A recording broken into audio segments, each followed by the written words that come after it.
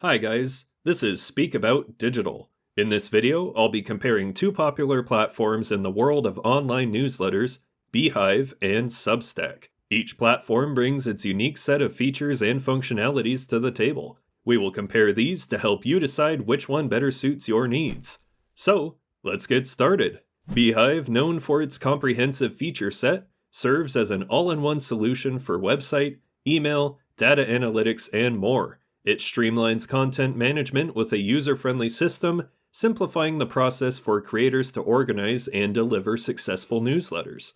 However, some users have noted that the analytics could be improved and deliverability can be consistent. Substack, on the other hand, operates more like a blogging platform that sends newsletters to subscribers.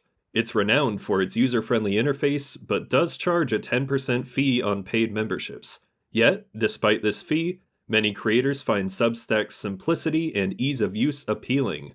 When evaluating the advantages and disadvantages of each platform, a few key differences emerge. Beehiive offers an extensive range of tools and features, making it a powerful choice for those who need an all-in-one solution. However, its analytics and deliverability issues may be a drawback for some users.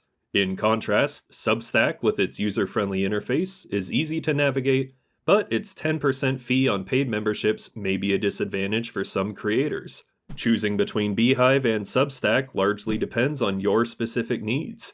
If you're looking for a comprehensive, all-in-one solution, Beehiive might be the right choice.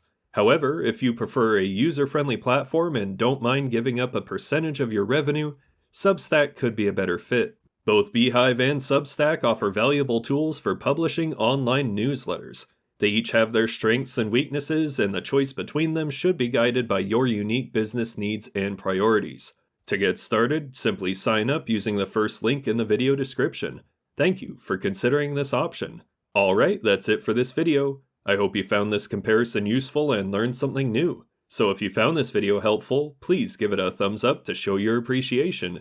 If you have any questions or need further assistance, please don't hesitate to comment below.